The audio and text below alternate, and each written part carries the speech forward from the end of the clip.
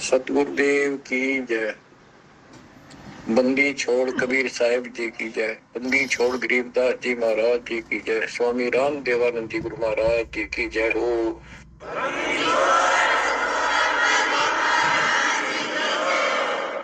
सर्व संतों की जय, सर्व भक्तों की जय, धर्मी पुरुषों की जय।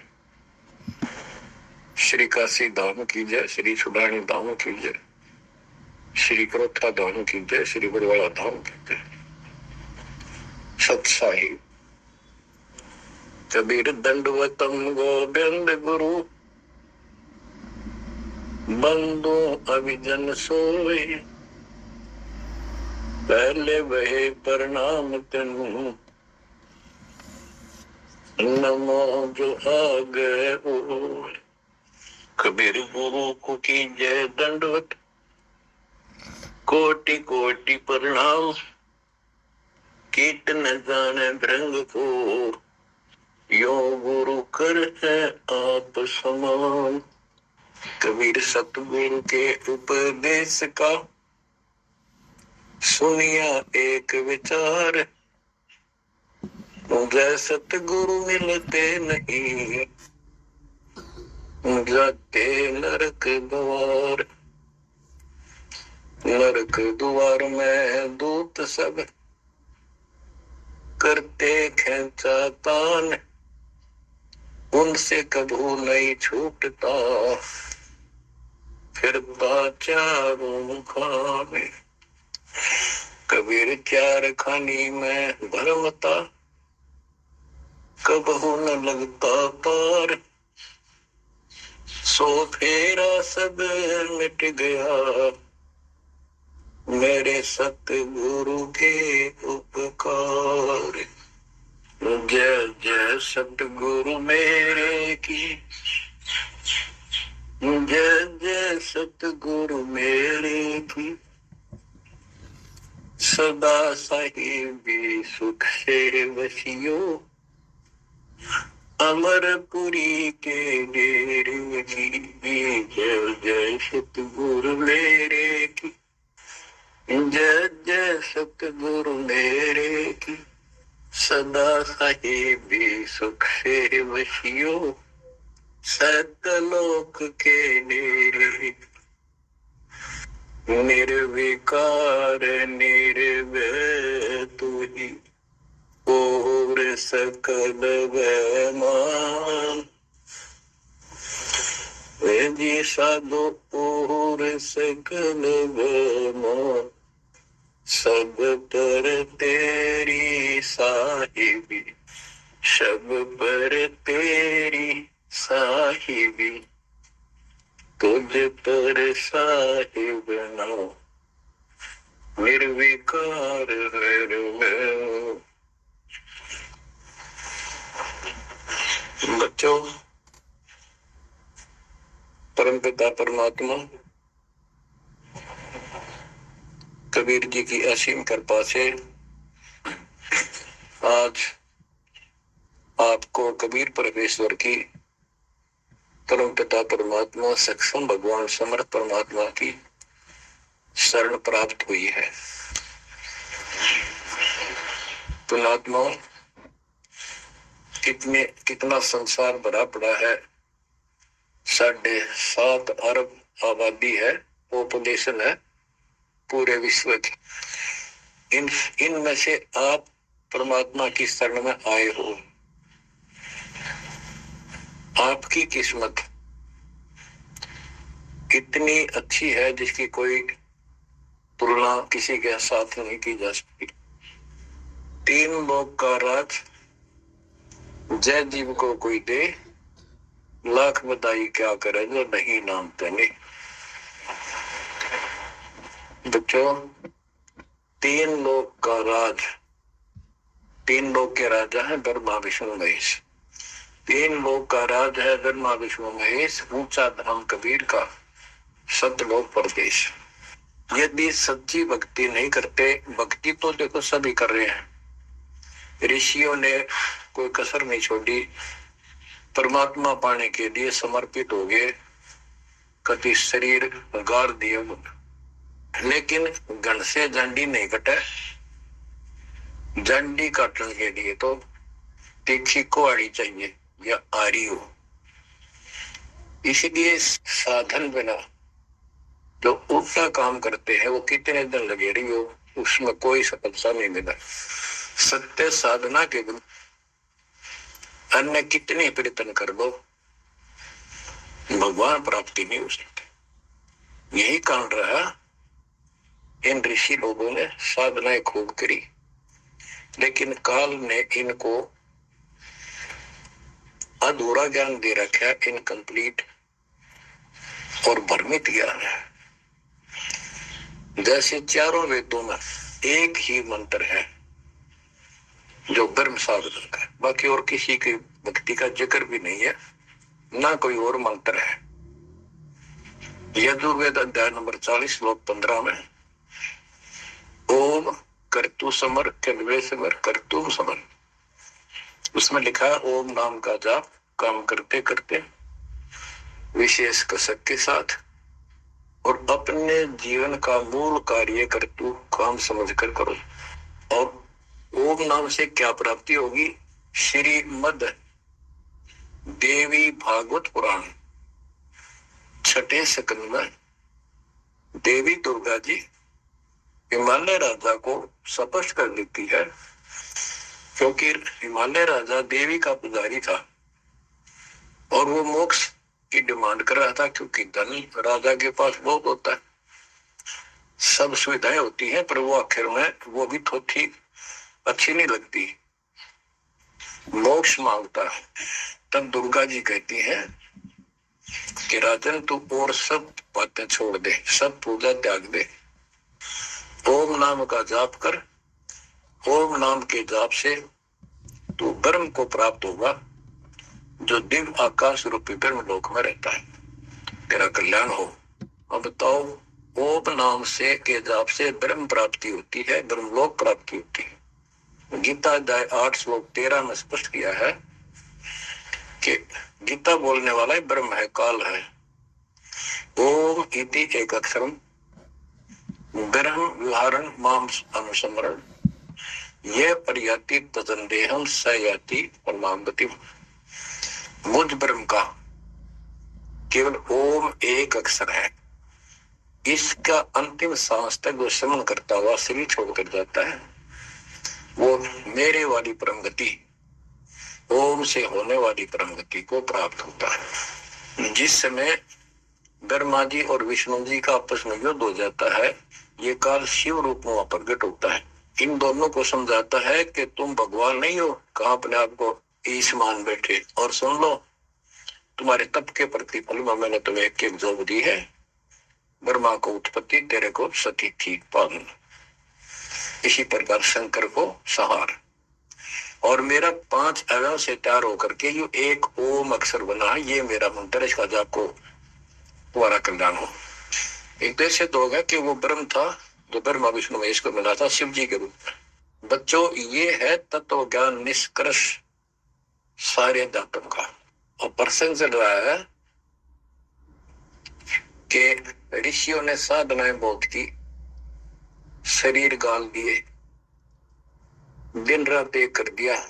बच्चों, ओम नाम तो इन्होंने ले लिया वेद से, क्योंकि पहले वेद थे, पुराण इनके ऋषियों की रचना है, बाद की बात, इनका अनुभव होता गया, जिससे सुनी सुनाई दंत कथा इसमें लिखी थी, कुछ सच्ची कुछ झूठी, कुछ वेदों से कुछ अपना अनुभव, ये पुराणों का एक संग्रह है। उधर से देवी महापुराण 3 स्कंद में नारद जी अपने पिता ब्रह्मा जी से प्रश्न करते हैं, हे पिता, कृपा मेरा एक प्रश्न का शंका का समाधान करो, ये स्त्री किसने रची, कैसे रचेगी? तो ब्रह्मा जी कहते हैं, बेटा नारद, इसका क्या उत्तर दूं? जब मैं सचेत हुआ, होश में आया, मैं एक कमल के फूल पर बैठा था और उस अगाध जल में और कुछ भी नहीं था, पानी ही पानी था। और मैंने सोचा, यहां मैं कैसे उत्पन्न हो गया, मेरा जनक कौन है, मैं किसने पैदा किया? तो उसी समय आकाशवाणी हुई, बेटा तप करो तप करो। मैंने 1000 वर्ष तक तप किया, फिर आकाशवाणी हुई अब सृष्टि करो। गरीबदास जी ने दो पंक्तियों में एक चौपाई में सीधा स्पष्ट कर दिया है कि तपो तपो कर वाक्य सुनाया, सृष्टि रचो बल मेरी माया, वो रचो बल मेरी माया। तो ओम जाप तो ऋषियों ने ले लिया वेदों से, और ब्रह्मा जी इनका फर्स्ट गाइड है, प्रथम गुरु है। इसी से वेद इन्होंने सीखे समझे हैं। ये इनके ब्राह्मणों का पिता है, जनक है, ऋषि इसी की संतान है। तो इन्होंने ब्रह्मा जी से तप ले लिया कि ब्रह्मा जी ने को आकाशवाणी हुई भगवान की, इसलिए तप तप भी करते रहे।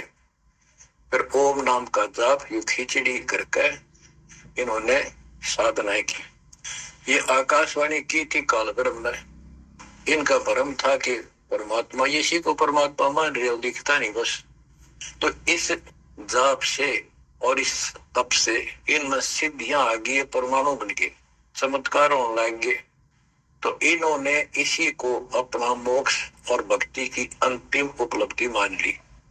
ओम नाम के जाप से ये ब्रह्म लोक में जाएंगे, वहां हजारों वर्षों तक अपना पन भोगेंगे, मौज मस्ती मारेंगे, सारी बकवाद करेंगे जो धरती पर ना होती।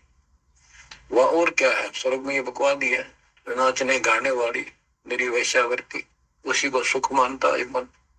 तो इसे तो यहाँ डरे डोए, इसे वहां डोए जाके फिर पुण्य खत्म करके वह मौज वहां मस्ती करके ये फिर पृथ्वी पर आते हैं। जैसे गीता के 8 श्लोक 16 में स्पष्ट किया है कि ब्रह्म लोक में गए हुए भी पुनरावृत्ति में है, वापस जन्म मृत्यु में आते हैं। तो ये तत्व ज्ञान है, सब ग्रंथों का सार निकल गया कि ओम नाम के जाप से ब्रह्म लोक प्राप्ति, ब्रह्म लोक में गए हुए पुनरावृत्ति जन्म मृत्यु में होता है उनका। तो मोक्ष खाक हुआ, ये क्या मुक्ति हुई। गरीबदास जी कहते हैं ये अरट का कुआ लोई व्याकुल बंधा है सब कोई, कीड़ी कुंजर और अवतारा हर हट डोर बंधे कई बार। अब तब से इनमें सिद्धियां आ गई। जैसे चुनक ऋषि में गरीबदास जी ने कहा इतनी गजब की सिद्धियां थी, वो चाहे तो पृथ्वी को नष्ट कर दे और दूसरे क्षण उसको एज इट इज बना दे, इतनी सिद्धियां थी। अब काल इनको भी देख कर राजी निकदेव भगवान बन बैठे, तेरी वैल्यू ना रहे। मानदाता चक्रवर्ती राजा था जिसका पूरी पृथ्वी पर शासन होता है। वो साल 2 साल में 10 साल में एक परीक्षण करते हैं कि कोई राजा मेरे विरुद्ध तो नहीं चल रहा है, मेरी पराधीन है कि नहीं। इसलिए घोड़ा छोड़ते हैं, उस पर लिख दिया जाता है जिसको मानदाता राजा चक्रवर्ती की पराधीनता स्वीकार ना हो, इस घोड़े को बांध ले, युद्ध के लिए तैयार हो जा। तो सारी पृथ्वी में घूमे, किसी ने घोड़ा पकड़ा नहीं, उसमें लिखा रखा था, उसमें लिखा हुआ था कि राजा की 72 अक्षौणी सेना है। तो किसी की हिम्मत नहीं पड़ी। चुनक ऋषि की कुटिया के पास से वो जा रहे थे, हजारों सैनिक, आगे आगे घोड़ा खाली, कोई बैठा नहीं उस पे। तो ऋषि ने पूछा कि घोड़ा कैसा है, इस पे सवार क्यों नहीं। बताया उन सैनिकों ने, ऐसा ऐसा कारण। हम सारे घूमे, किसी ने राजा का घोड़ा नहीं पकड़ा, यानी किसी ने युद्ध नहीं उठा। दूसरा कहने लगा कि इसकी मां ने दूध पिलाया, राजा का घोड़ा पकड़ दे, 72 अक्षौणी सेना, ये कर दे वो कर दे। ऋषि बोला भाई किसी ने ना पकड़ा तो मैं पकड़ देता हूँ और कह दो आपके राजा को।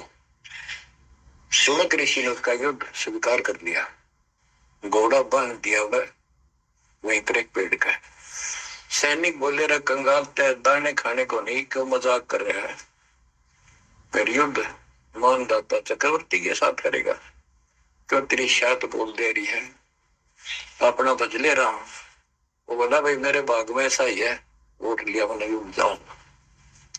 राजा ने 18 अक्षौणी सेना, एक अक्षौणी सेना में 2 लाख के करीब बताते सैनिक होते हैं। ऐसी कोई काउंटिंग उनकी होती थी पुराने समय में, यानी 36 लाख आदमी भेज दिए एक ऋषि को मारने के लिए, ताकि भय बैठे जनता में किसी की और हिम्मत ना हो।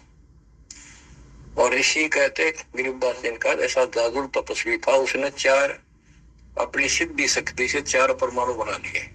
एक पुतली परमाणु छोड़ दिया, 18 सोने का नष्ट कर दिया, कैटेगरी कति कतरिया मचा दिया। फिर दूसरी तीसरी ऐसे 72 सोनी सेना को खत्म कर दिया। राजा मुंडे में पड़ गया, अपनी जान बचाई। अब गरीबदास जी ने इनकी कैसी तुलना की है, कैसी इनकी धोती सी धोई है ऋषियों की।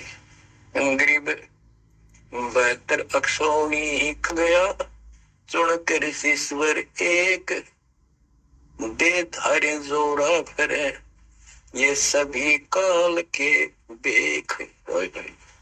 ये है काल के, ये चलती फिरती मौत थी, जोरा मौत या जोरा दे धारे जोरा फिरे, या शरीर मानव शरीर में या मौत फिरे, ये ऋषि, ये सभी काल के बेख। 72 अक्षौणी खा गया, चौक ऋषिश्वर एक। ऋषिश्वर सर्वश्रेष्ठ ऋषि माना जाने वाला, उसके ये कर्म। बच्चों, काल को कहां तक जीतोगे तुम? ऐसी साधना कर सकते हो? ऐसी साधना करने के बाद भी इसने गढ़ते झंडी काटी ना कट्टे, ये बकवाद दे दी। और जितने वो जीव मरे, चाहे को हथियार तो मार दे, चाहे वो अपनी सिद्धि तो मार दे, वो पाप न्यारे लिखे जाते हैं। जब ये कभी स्वर्ग से वापस आओगा, महास्वर्ग से यानी ब्रह्मलोक से, तो ओम नाम के जाप से ब्रह्म भी वहां भी जाएगा। काल का इतना जबरदस्त षड्यंत्र है, आप सोच भी नहीं सकते। गरीबदास जी कहते हैं, सतगुरु आए दया करी, ऐसे दीन दयाल, बंदी छोड़ वृतास का, जठर अग्नि प्रतिपाल। वो सतगुरु खुद है, परमात्मा सतगुरु रूप में, ऐसे दीन दयाल है, ये बंदी छोड़ है। इन्होंने आके काल के षड्यंत्र को, इस सारे जाल को समझाया। जब ये ब्रह्मलोक में भी सुख भोग कर फिर नीचे पटकेंगे, इसको कुत्ता बनेगा चढ़क ऋषि और आत्मा। और वो जितने जीव मारे थे, इसके शर में कीड़े पड़ेंगे, नोच नोच कर बदला लेंगे। एक समय की बात है, गुरु से चले जा रहे थे, एक मछियारा मच्छी पकड़ा था, वो गाल के पकड़ के बाहर गिरा था, और वो तड़प कर मरे थी। शिष्य बोला, गुरुदेव, इस पापी आत्मा को क्या सजा मिलेगी, कैसा जन्म होगा इसका? गुरु जी बोले, बताओगे कभी समय आएगा। 3, 4, 5 वर्ष के बाद क्या देखा, एक हाथी का बच्चा उछल कूद मचा रहा था, हाथी, और 2 पेड़ों के बीच में फंस गया। फंस के धक्का होकर निकलता गया, पर खाल घनी छुड़ गई। बारिश के दिनों में उसके कीड़े पड़ गए, और इतने पड़ गए कि वो पड़ा चल रहा, और सारे शरीर पर कीड़े चल। शिष्य और गुरु जी उस रास्ते से जा रहे थे। शिष्य ने पूछा, गुरुदेव, इस प्राणी ने कौन से दिन में ऐसा पाप किया जो इतना कष्ट, इतने कीड़े पड़ गए? तो बोला, बेटा अब सुन ले उत्तर उस मछियारे का। ये मछियारा था, जितनी मछली इसने तड़पा कर मारी, आज इसको तड़पा कर वो कीड़े बनकर खाने लगे। गरीबदास जी कहते, तुमने उत्तर क्या का मैल क्या, धर्मराज के तिल का लेख। बच्चों, आँख खोल लो, कौन सी दुनिया में घूम रहे हो तुम? 2 दिन का जीवन है, कल मृत्यु हो जाएगी। धक्के का ध्यान दोगे, राज और पाटक, ये महल और कोठी, कोई गिरना चाहता है। तो बच्चों, तत्व भेद कोई ना कह झूमकरा, जो पैसे ऊपर नाच सुनो रही झूमकरा।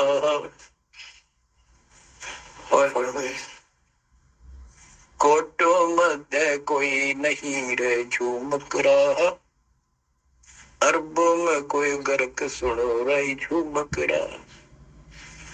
इस तत्व ज्ञान के बताने वाले तुझे करोड़ और करोड़ों में नहीं मिलेगा, अरबों में कोई ग्रह को कंप्लीट इन ऑल रिस्पेक्ट। 7.5 अरब आबादी है आज वर्ल्ड की, सारे संसार की। 10 के अतिरिक्त विश्व विज्ञान का जानकार कोई नहीं।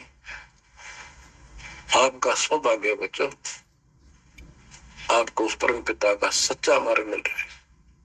समर्थ परमात्मा कबीर जी की शरण प्राप्त हुई है, इसलिए दास कह रहा है।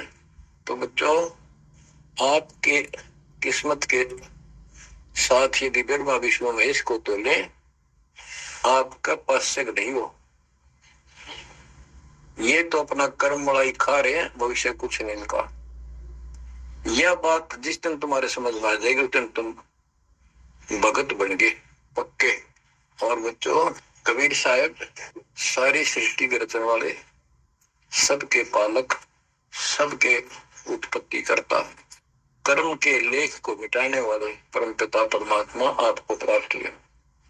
सारी सृष्टि में दास के अतिरिक्त इस अध्यात्म ज्ञान के जानने वाला कोई नहीं।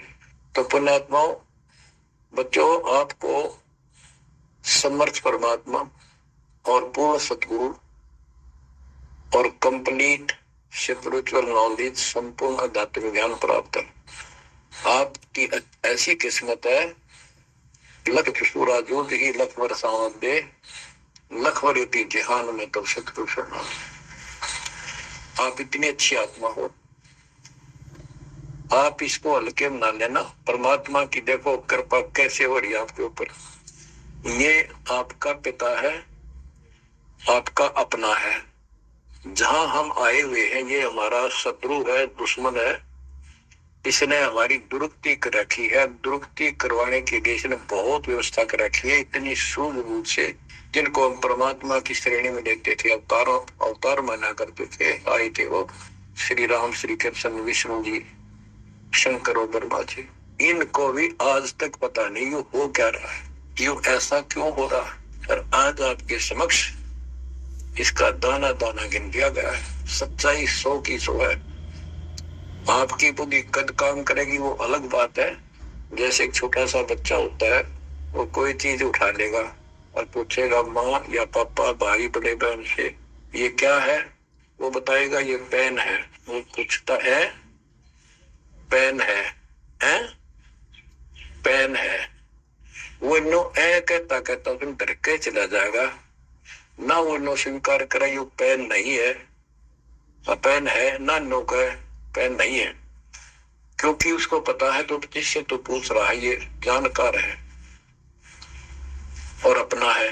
इसलिए इस प्रकार जब उसकी मिट जाती है, थोड़ा सियाना समझदार हो जाता है, उसमें वैसे भी कहते हैं बेटा या बेटी को, भाई पेन नहीं उठा के बेटा बेटी भाग्या जाता है, पेन उठा के लाता है।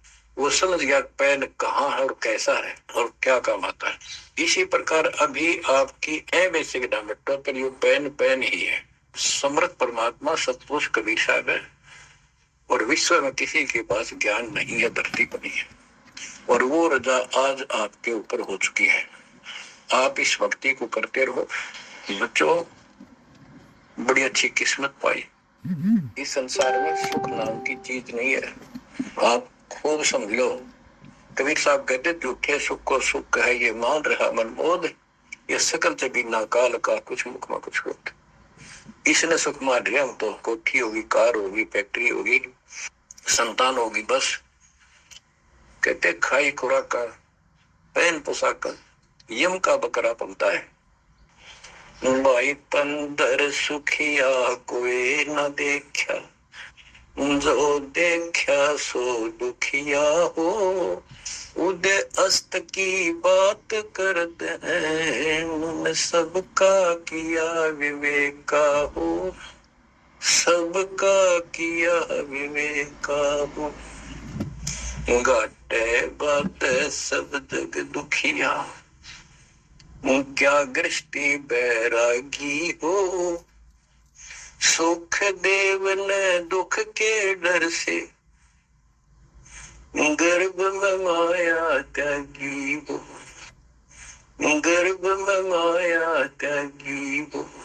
जंगम दुखिया योगी दुखिया, तपस्वी को दुख दूना हो।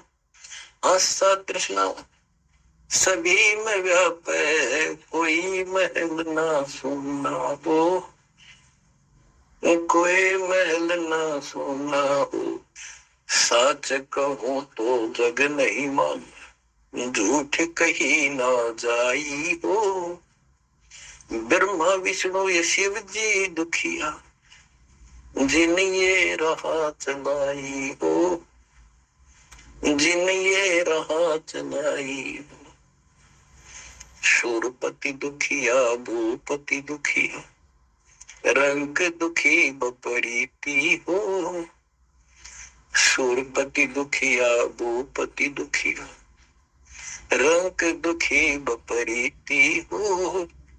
कह कबीर और सब दुखिया, एक संत सुखी मन जीती हो।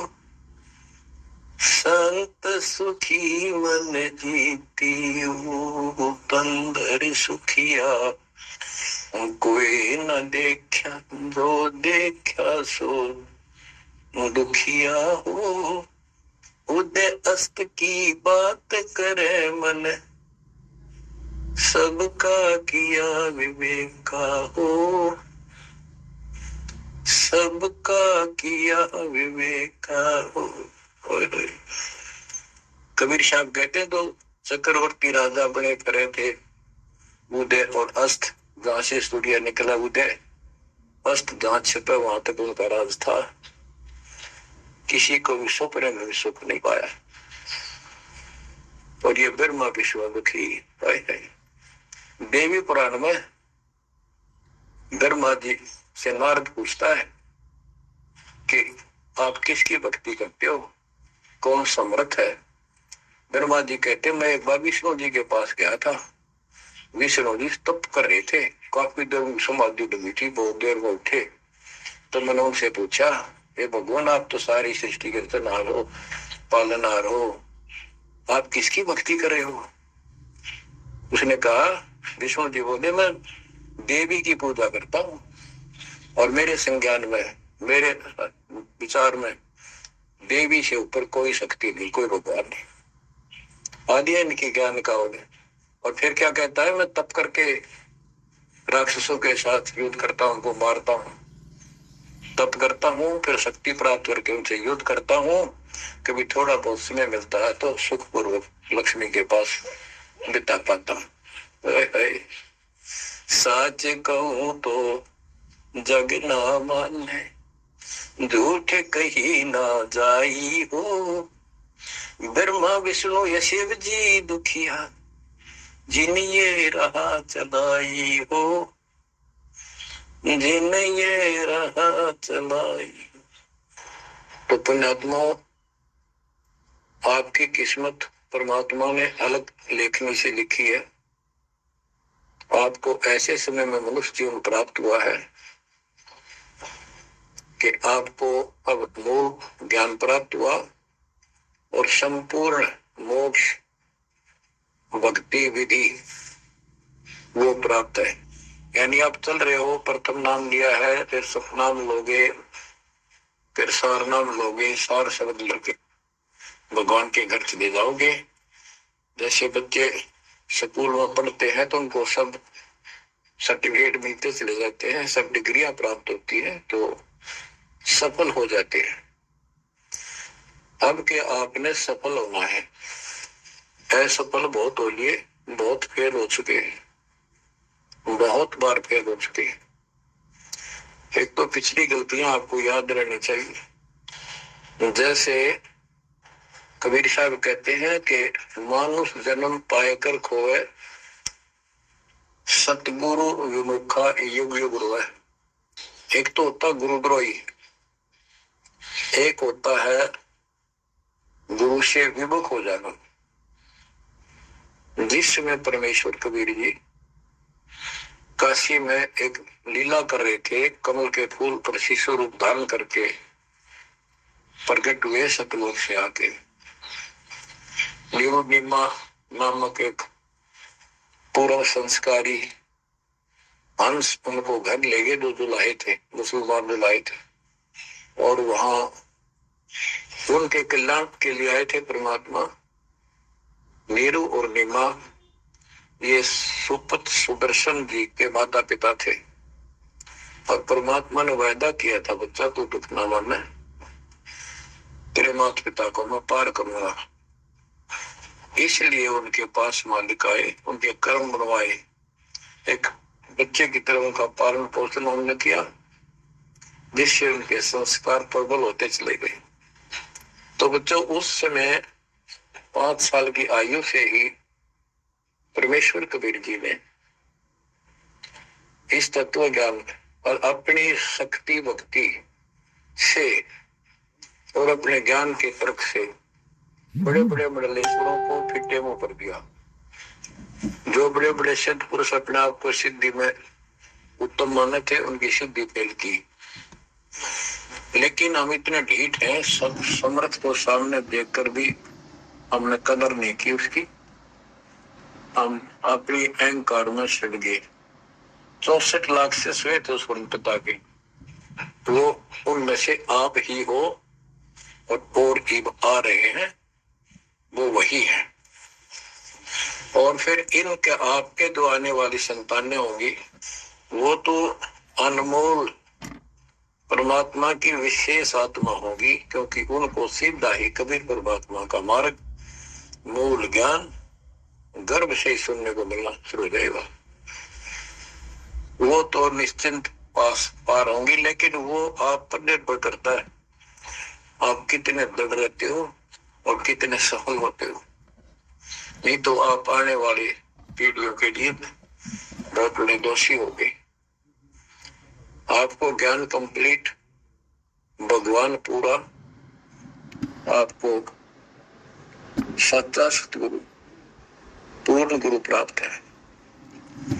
तो 600 साल पहले हम सारी भक्ति करके थक चुके थे, बहुत दुखी थे, कोई सहारा नहीं मिल रहा था। जैसे ही कबीर साहब की हम शरण में जाते रहे, ऐसे सुख हुए कि हम जुबान से बोल भी नहीं पाए। अपना सुख दूसरों को बताएं, वो मानने नहीं, उनको सुख हो तो वो मानने। ऐसे ऐसे 64 लाख शिष्य बन गए, और सभी ये कहा करते कि कबीर साहब तो भगवान है, हमारे गुरु जी परमात्मा आए हैं, देखो हमारे ये शुक्र किया, हमारे ये शुक्र किया। तो बच्चों, इस तरह 64 लाख शिष्य एक निर्धन और शूद्र जाति और अनपढ़ अशिक्षित जिसको कहा जा रहा था, इसके 64 लाख शिष्य होना कोई सामान्य बात नहीं थी। लेकिन हम ये नहीं समझ पाए आत्मा से कि कबीर गॉड, ये दुल्हा कबीर इज गॉड। अब तो बच्चों, उस समय 64 लाख शिष्य जो हुए थे, वो सभी ये कहा करते थे कि हमारे भगवान कबीर साहब भगवान है, लेकिन दिल में नहीं समारी थी, वो सिर्फ सुख होते दिखे थे इसलिए मान लिए। फिर कुछ लोग ऐसे भ्रमित करने वाले थे, ब्राह्मण लोग या कोई अन्य पीर, मुसलमान पीर जिनकी रोजी रोटी बंद होने जा रही थी, उन्होंने कहा कि कबीर तो जादूगर है, जंतर मंत्र जानता है, और ये क्या, ब्राह्मण कहते थे ये क्या जाने वेदों के बारे में, क्या जाने ये गीता के बारे में, सारे संस्कृत में लिखी हुई, क्या जाने ये पुराणों के बारे में। तो बच्चों, हमने यह बात मान ली, हमारी आत्मा कमजोर थी, हम शिक्षित नहीं थे कि ये बात तो सही है कि कबीर साहब को वेदों का ज्ञान नहीं हो सकता, गीता का नहीं हो सकता, पुराण नहीं जानते क्योंकि ये अशिक्षित है, संस्कृत भाषा में लिखी हुई ये लेख है। तो कबीर साहब कहा करते, वेद मेरा वेद है, ना वेदन के माहिर, और जोन वेद से मैं मिलूं वेद जानते नहीं। तो यह बात हमारे यकीन नहीं हुआ, हमें विश्वास नहीं हुआ। तो बच्चों, जब तक हमें ये विश्वास नहीं होगा कि हमारे मालिक जो है कबीर साहब परमात्मा है, तो बच्चों हम भगवान को पहचान नहीं सकते। अब हम शिक्षित हैं, और इस शिक्षा का आपको अदब गजब लाभ ये मिला है कि आप परमात्मा को पहचान चुके हो। छोटे छोटे बच्चे भी शिक्षित हैं, बूढ़े बुजुर्ग भी शिक्षित है, और ग्रंथ आपके रूबरू दास ने कर दिए। तो पुण्यात्मा, आज आपको 100% ये विश्वास हो चुका है कबीर जी को। जिनको ये विश्वास नहीं है उनके साथ वही बनेगी वो 600 साल पहले बनी थी। पुण्यात्मा, वो परमात्मा उस दिन भी भगवान थे कबीर साहब, और आज भी भगवान है। जब एक झोपड़ी में रहा करते थे और एक निर्धन गुलाहे की भूमिका किया करते थे, अभिनय करते थे, 120 वर्ष तक उसी कुटिया से, झोपड़ी से उठकर मगर चले गए और वहां से सशरीर अपने सतलोक को चले गए। लोग ये कहा करते थे, ये दुल्हा, ये दानक, ये गरीब आदमी, इसको रोटी भी पूरी समय पर नहीं होती, इसको तुम भगवान कहते हो, क्यों मूर्ख बन रहे हो? तो बच्चों, हमने भगवान मान रखे थे जो आत्मा धनुष रखा है, जो बोला उसे मार दे, राजा महाराजा के जन्मे हो। बच्चों, उस दिन भी परमात्मा थे, वो आज भी भगवान है और आगे भी मालिक है। यह भूल अब मिट जानी चाहिए। इसी प्रकार आपको दास के विषय में बहुत कुछ कहने वाले मिलेंगे। तुम ऐसी ऐसी बातें करते हो, हमारे को ये लाभ हो रहा है। एक बार कबीर साहब जा रहे थे, कंधे पर चद्दर डाल के, कंधे पर चद्दर डाल के जब चलते थे तो सब समझ जाते थे कहीं दूसरे शहर गांव में जा रहा है। एक शिष्य बोला, गुरुदेव कहाँ चले? परमात्मा बोले, भाई नरक जा रहा हूँ, नरक में चलेगा? वो बोला, जी अभी चलता हूँ, जरूर चलूंगा। क्या करेगा वहां? वो पाएगा जहां आप होगे वो नरक भी स्वर्ग हो जाएगा। बच्चों, वही प्रक्रिया आज यहाँ आपके सामने हो रही है। स्वर्ग से भी ऊपर होगा, जहां से मेरे बच्चों तक मेरा संदेश, मेरे भगवान का संदेश पहुंच रहा है। और जैसे राम और कृष्ण को भगवान बताया करते थे, कबीर जी को भी बताते थे। कबीर जी उस समय ये कहा करते, सुन लो दो बात। कहते, समुद्र पाट लंका गयो, सीता को वरदार, और अगस्त ऋषि ने सातों के लिए इनमें को करतार। तुम यदि श्री रामचंद्र जी को इसी बात से भगवान मानते हो कि उसने समुद्र पर पुल बनाकर लंका पर चले गए, तो अगस्त ऋषि ने तो सातों को एक घोट में पी लिया था। रामचंद्र जी की तो बात समुद्र ने माननी भी ना की, 3 दिन घुटनों पानी में खड़े रहे। जब ये बताया था नल नील के हाथ में ये शक्ति है, और नल नील से भी ना हुई वो काम, फिर परमात्मा ने खुद जाके वहां रेखा खींची, तब वो पत्थर समुद्र पर गिरे। कबीर साहब कहते, कबीर काटे बंधन विपत में कठिन करो संग्राम, 3 नौरे नर प्राणिया गुरु बरो कराम। अब नो बताओ, गुरु बड्डा होया, थारा रामचंद्र जी ताकतवर हुआ। रामचंद्र जी को नाग पास ने बांध लिया था, एक नाग पास हथियार था, उसमें इतने सिद्धि से लड़ाई होती थी। पहले इतने नाग पैदा होगी, सारी सेना रामचंद्र की ऐसे बांधी जैसे ईख बांध, सबके हाथ नीचे बीच में डाल के अल्लाह जाना टहला जा पाते घड़ी लागी, ऐसे लिपट के नाग। जब रामचंद्र ने गरुड़ बुलाया अपना वाहन, गुड़ पक्षी ना को नाग खाए, घने गुड़ उत्पन्न हो गए। कबीर साहब कहते हैं, काटे बंधन विपत में, तेरे राम के विपत में आपत्ति में गरुड़ ने बंधन काटे। ये समझ लो रे प्राणियों, गरुड़ बड़ा क्यों राम है। गोवर्धन श्री कृष्ण ने दारो, द्रोणागिरी हनुमंत, और शेष नाग तुम कहते हो सारी सृष्टि धारा, फिर इनमें को भगवान, क्या ये लक्षण है तुम्हारे भगवानों के? हाय हाय, एक ना भूला, दो ना भूली, भूली सब संसारी, मेरे साथ दो भाई, मेरा सब जग दिला पाया। तो बच्चों, अब आपको इतना विश्वास हो जाना चाहिए कि जो ज्ञान भगवान ने दिया, आंखों देखे संतों ने बताया, वो गलत नहीं हो सकता। इसके अतिरिक्त अपने को जो सुना, अपने को सुनने को मिला था, वो कभी लोक वेद दंत कथा सारा झूठ थे, ये स्पष्ट हो गया। तो अब क्या कहते हैं, समझा है तो सिर दर्पा बहुत नहीं रहे, ऐसा था। भक्ति के बिना ये प्राणी कैसे दुख पाता है, इस अनमोल जीवन को कैसे नष्ट करके चला जाता है, उसके बाद इसको कितना कष्ट उठाना पड़ता है, वो संत गरीबदास जी अपनी अमर वाणी में बहुत जगह बताते हैं।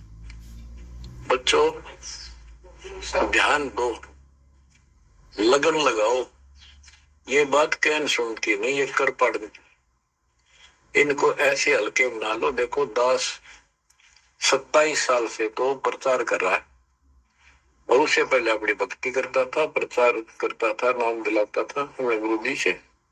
1994 से दास को इस भार सौंप दिया, उसके बाद दास ने सिर पर पैर रख रखे आज तक।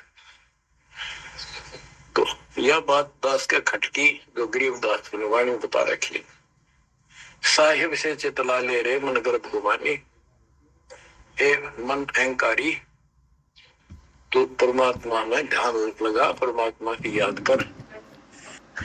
कहते ना बिकमल में नीर जमाया, तेरा दिन ना महल बनाए, नीचे जठरा अग्नि जरा थी, वो दिन याद कराए, नैन नाक मुख द्वारा दे नख